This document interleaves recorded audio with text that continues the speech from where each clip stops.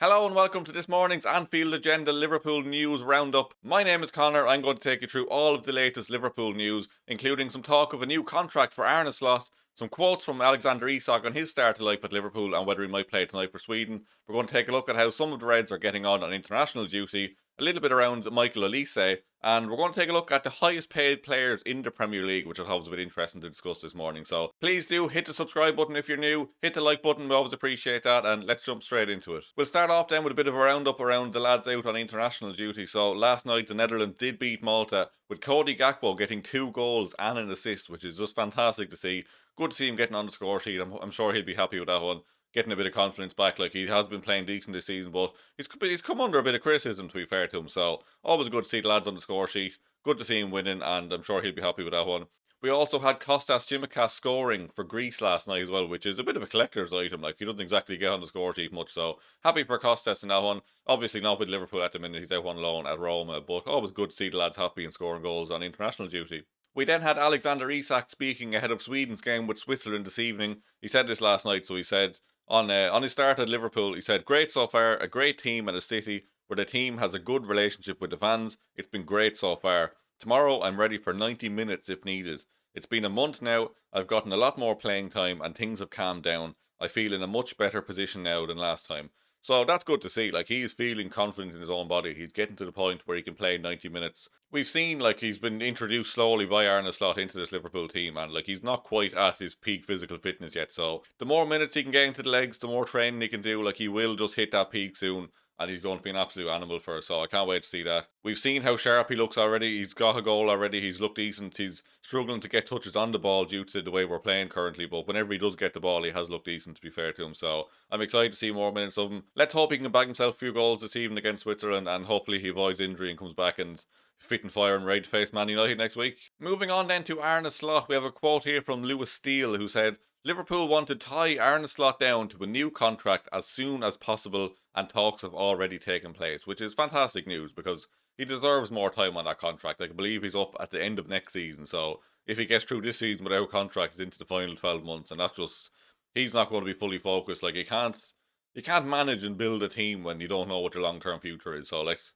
say if you add another 2 or 3 years onto that, like, that is going to do wonders for Arne Slot's mindset. It's going to do wonders for the players. It'll help us in signing players in the summer. Like, we'll have that consistency again. So this is good news. He has come under criticism recently, obviously, for the couple of losses, but like, he will turn it around. Like, he's ultimately, it is a transition season. Like, he has made a lot of changes. This is Arne Slot 1.0, let's say. If last season was still kind of Jurgen Klopp 2.0 slash Arne Slot 0.5, you know what I mean? So, like, he is building this team. He's got back. He's like, the owners obviously have full faith in him. We wouldn't have spent that amount of money if we didn't believe he had a very long term future at the club. So I'd expect to hear news on that one soon, or I'd expect for a positive outcome in this one, definitely. So interesting from Lewis Steele to put that out there. But yeah, I think anyone who disagrees with this, I think, is just wrong. Like, we can't be talking of sacking the manager. Like, he's just, he won us the league in his first season. I have absolutely no doubt he'll have his fit and firing and competing on all fronts again. So yeah, good news on this one. Hopefully an extra 2 or 3 years added onto that, so we can start to make plans for the future. But yeah, good news on that one. Another quote here then from Lewis Steele on Michael Olise. He said, "Yes, there is a chance." I believe he was asked like whether Liverpool have a chance of signing him. He said he has gone from strength to strength since his move from Crystal Palace to the Bundesliga giants. The former Reading player was superb at Selhurst Park, but lacked consistency, which he has now found in Germany. The best wide forward at Bayern at the moment, while we're on the topic, is a certain Luis Diaz. How Liverpool have missed him in the last week. Olise could definitely be an option in the summer though. Watch this space." And I think, like, it is an interesting one, like he said there about Luis Diaz. Like, I think we have missed him, but I think ultimately, like, everyone's been saying, like, oh, we should have kept him. Like, he wanted to leave. That was the long and short of it. Whether that was Liverpool weren't willing to offer him more money that he wanted, like, I know he's on very big money now at Bayern Munich, so, but I think it comes down to the fact that he did want to leave, and we got a lot of money, like, what was it, 65, 70 million, and then there's a sell-on clause when he likely does move to the likes of an Al Nassr or some other Saudi team in 2 or 3 years' time. So I think ultimately that was too good to turn down. And like, obviously I would rather have him in the squad, but just basic financial planning and common sense, like, the man wanted to leave, he's going to leave. Like, we're not going to keep him around. So I think, like you said, I would agree. We did miss him in the last week, but ultimately it's a moot point. But back to Michael Elise then, like, we've seen reports from the likes of Bayern Space and a few journalists saying that, like, Liverpool kind of see Michael Olise as Mo Salah's successor, and I think it would make sense. Like, if he's available at the money being mentioned in the media, which is around the €100 million, £100 million mark, somewhere up around the 100 million anyway, I think he could do far worse. Like, I think in this market, that's not a crazy price range to be talking about for a player of Olise's quality. Like, he's banging him in at Bayern Munich. He's looked fantastic. He's still quite young. He has Premier League experience. Like, I think if you're hand picking a Mo Salah successor long term, I think you can't go too far wrong with Michael Olise. So I'm very interested to see how this plays out. I know, like, there was reports, well, I can't remember who reported it, but it was fairly reputable that Michael Edwards was looking at Michael Olise when he was at Reading a couple of years ago. So we do have a track record at Liverpool of kind of looking at these players for a long, long time, and Michael Olise is certainly one of those. So do keep an eye on that one. Like Lewis Steele said, watch this space. I think it could be something in this, but there will be competition for his signature, of course. Like Man City will, of course, be interested in other big clubs if he becomes available. But yeah, Michael Elise at Liverpool, let me know, would you take him? I certainly would in the long term. So yeah, good news on that one if we can get over the line at some point. Something else I found interesting then this morning was Transfer News Live posted a list of basically the highest paid players in the Premier League, which I thought was quite interesting. So you can probably guess who number one is. It's Erling Haaland, who's on a reported £525,000 a week, followed by Mo Salah in second on £400,000 a week. And then tied in third is Virgil van Dijk on £350,000 with, I'll let you take a second to guess who is tied with Van Dijk for the £350,000 a week. Casemiro. Casemiro's on £350,000 a week. What world are we living in? Like, I know Man United paid big wages to average players, like, and obviously he was a great player before, but that is insanity.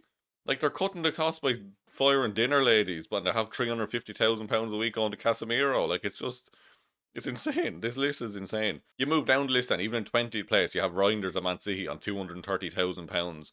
So some other noticeable things that you have Omar Marmoush on 295,000, while Alexander Isak is on 280. Like, it's the wages are crazy. Like, Liverpool are getting into that realm of spending big wages, but we definitely seem to have a better handle on having the average down. I know we do a lot of incentivizing as well, but like Omar Marmoush being paid more than Isak is just insanity. Even like I said, Casemiro tied with Van Dijk. Like, Van Dijk had to basically grovel and beg for a new contract, and we got him up to that number. And Casemiro's on that. It's insane. Even like Marcus Rashford is only £50,000 behind Van Dijk.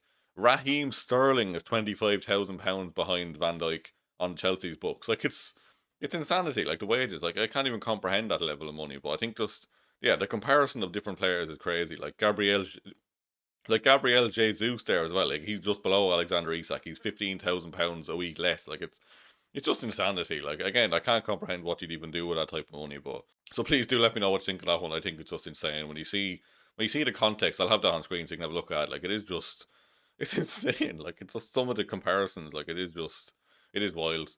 That's all for me anyway. I hope you did enjoy this video. Please do hit the subscribe button, like I said, if you're new. Hit the like button, that always helps us out. We will, of course, have more videos from Craig that he pre-recorded as well. They'll be coming out at about 5 o'clock most days. I think coming out a bit earlier over the weekend. I also recorded the video doing my best Liverpool 11. That'll go over the weekend. Kind of just, there's been too much like chopping and changing in the starting 11 for me. So I kind of just sat down, went through each position and tried to figure out what the base starting 11 for Arne Slot's team should be this season. So I hope you can check that one out when it comes out. But like I said, please do hit the like button before you head off. And thank you very much for watching. I will see you very soon.